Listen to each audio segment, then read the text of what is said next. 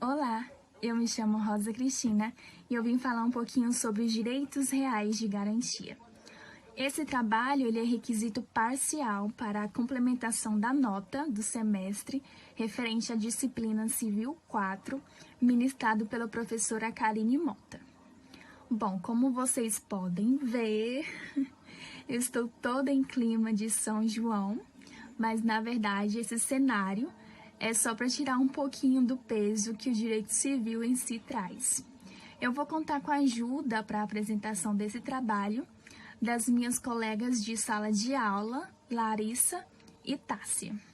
Elas não estão aqui presencialmente devido à atual situação que nós estamos vivendo, e essa pandemia fez com que a gente se adequasse às plataformas digitais. Então, mais na frente, elas irão abordar sobre as espécies de direitos reais de garantia. Eu vou falar um pouquinho sobre o conceito e vou falar também sobre a anticrese. Quando a gente fala em direitos reais de garantia, a gente tem que ter em mente que essas garantias recaem sobre as coisas, sobre os bens, seja ela móvel ou seja ela imóvel. Diferentemente daquelas garantias pessoais, que como o próprio nome já diz, recai sobre as pessoas, seja o fiador ou o avalista.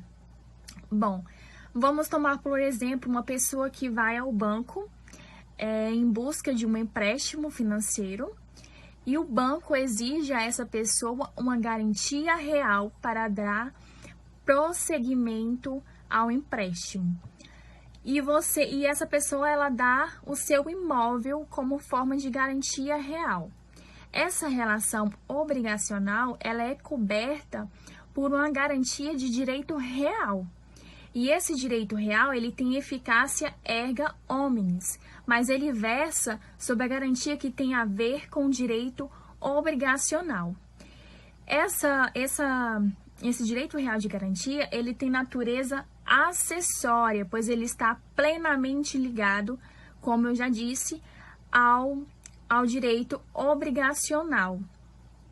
E como que vai ser extinta esse direito real de garantia? Vai ser extinto também com a extinção da relação obrigacional, ou seja, a partir do momento que a pessoa quita a dívida toda, ela irá extinguir a relação obrigacional. Consequentemente, também irá extinguir o direito real de garantia.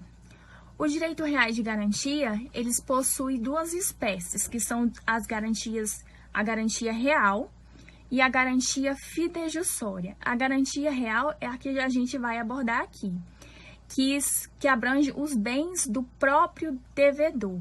Já as fidejussórias, elas envolvem o bem de um terceiro, ou seja, a pessoa celebra um contrato, no caso, um contrato de fiança, para garantir o adimplemento de uma obrigação que o devedor principal não cumpriu. Bom, um dos poderes inerentes ao direito de propriedade é o direito de disposição da coisa. Ou seja, são basicamente três: o direito de alienação, que você pode vender ou alugar a coisa, o direito de transferência, que você pode doar a coisa para um terceiro, e o direito de gravar a coisa em ônus, no caso, dar como garantia. Os direitos reais de garantia possuem em espécies a hipoteca, o penhor e a anticrese. A hipoteca dispõe sobre coisas imóveis, e o penhor sobre coisas móveis, e a anticrese sobre coisas imóveis. Todos essas categorias, hipoteca, penhor e anticrese, elas são meios de gravar a propriedade com ônus real e que visam garantir a segurança do credor. Quais que são os requisitos dos direitos reais de garantia? Basicamente são três: os subjetivos, os objetivos e os formais. Os subjetivos é aqueles inerentes à pessoa, ou seja, é relacionada à capacidade da pessoa, seja ela genérica ou específica. A capacidade genérica é aquela capacidade de praticar todos os atos da vida civil. Já a capacidade específica é aquela capacidade que, como por exemplo, são as pessoas casadas que necessitam da anuência do outro parceiro, do cônjuge. E, claro, observando o regime adotado, né, de casamento e observando também se o bem é comum ao casamento. Outro requisito são os requisitos objetivos, do qual é relacionado ao bem, à coisa. Esse bem, ele deve ser alienável, ou seja, se para caso ocorra alguma coisa que eu não consiga adimplir com aquela obrigação, com a minha dívida, eu posso vender, alienar aquele imóvel para assim, com o dinheiro, usar aquele dinheiro para quitar minha dívida, né? Uma observação: os bens de família, eles via de regra impenhorável, devido ao valor que ele tem uma proteção legal. Mas a partir do momento que você coloca esse bem como um bem de garantia real, entende-se que você está renunciando essa proteção legal que ele tem, pois isso desvincula a finalidade da proteção legal. Vamos também para os requisitos formais. Os requisitos formais são aqueles previstos na lei, que é necessário ter o registro ou tradição, caso seja imóvel ou imóvel, e a indicação da dívida. Aqui a gente quando a gente fala do registro, né, a gente tem que ter o registro no cartório ou a tradição, que é a entrega da coisa, né, no caso de bens móveis. Precisa também o registro da individualização, e caso esses requisitos não sejam, qualquer um desses requisitos não sejam observados, não será garantido os efeitos jurídicos da garantia real, que um deles é um direito de preferência. Bom, vamos analisar os efeitos jurídicos das garantias reais. O primeiro é o direito de preferência.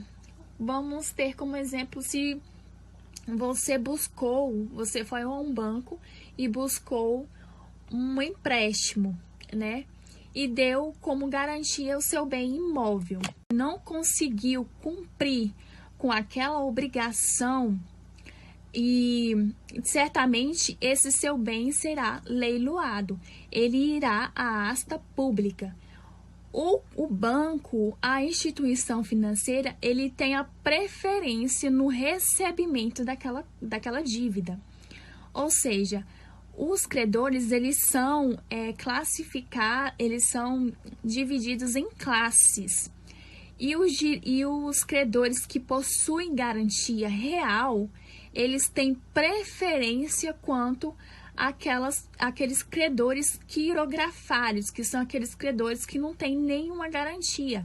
Normalmente, eles estão na última classe dos credores, são aquelas credores que vão ser os últimos a receber. Temos também o direito de sequela.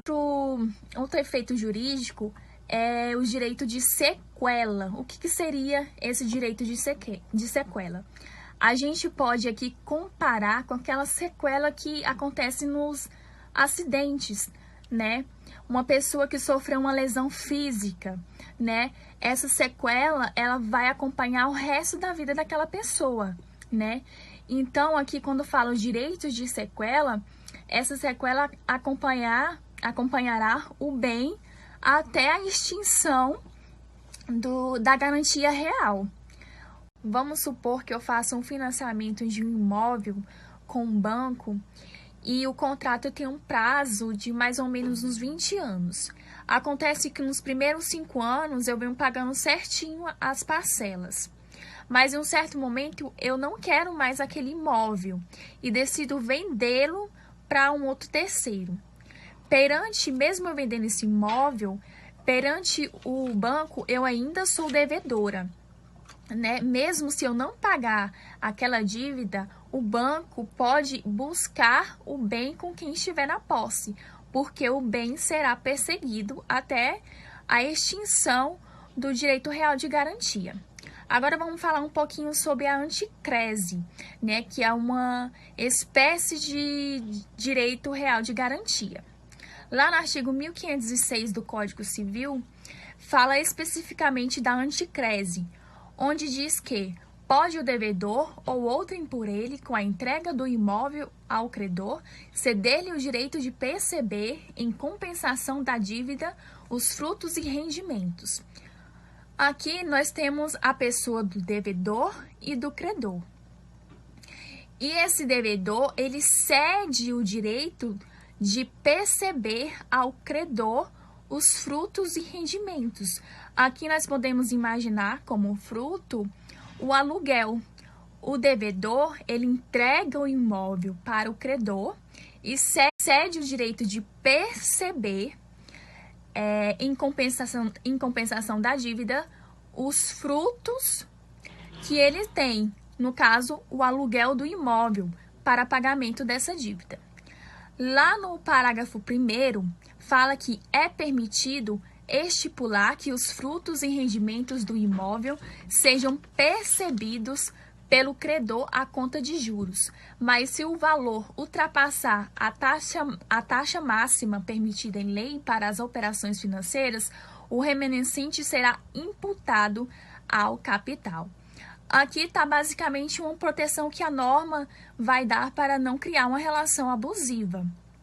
Já no parágrafo 2º, diz que, quando a anticrese recair sobre bem imóvel, este poderá ser hipotecado pelo devedor ao credor anticrético ou a terceiros, assim como o imóvel hipotecado poderá ser dado em anticrese. Aqui há uma previsão específica também, né, importante ser conhecido este instituto.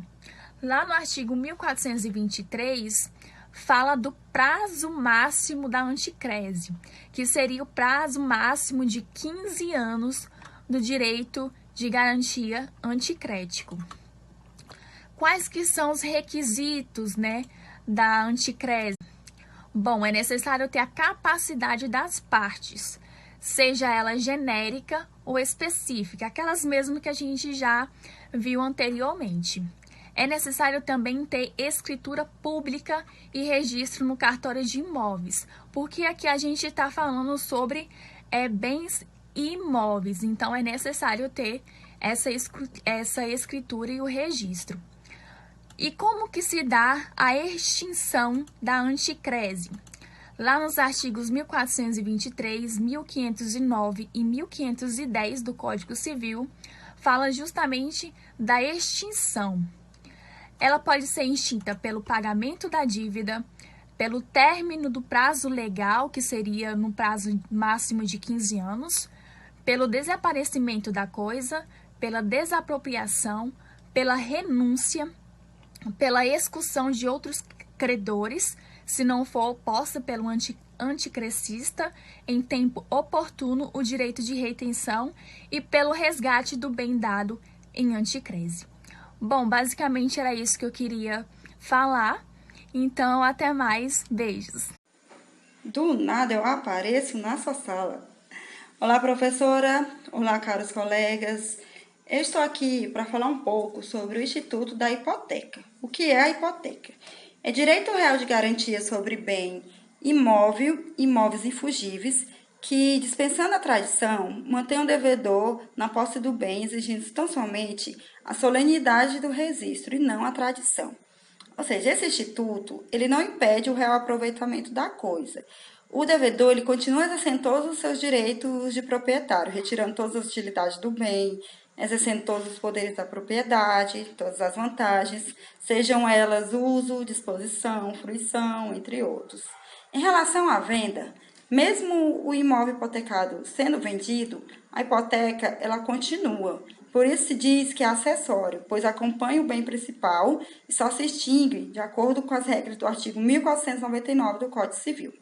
E conforme esse artigo, as regras de extinção da hipoteca são: extingue-se com o pagamento total da dívida, ou seja, o pagamento parcial então não extingue.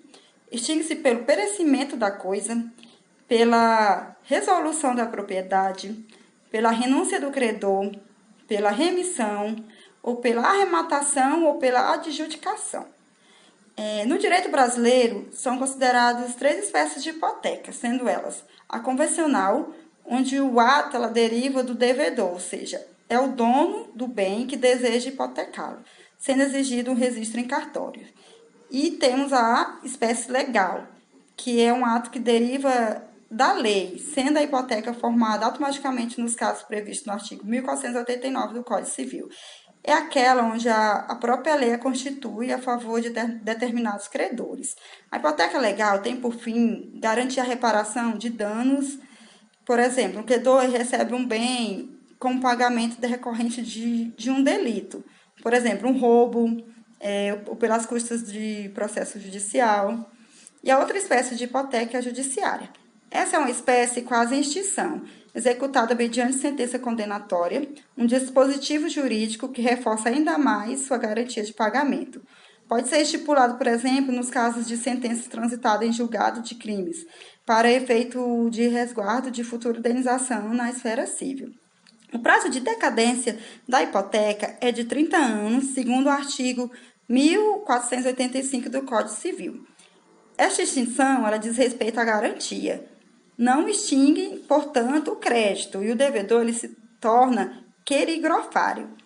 O credor querigrofário é aquele que não possui um direito real de garantia, pois seu crédito está representado por títulos oriundos de uma obrigação.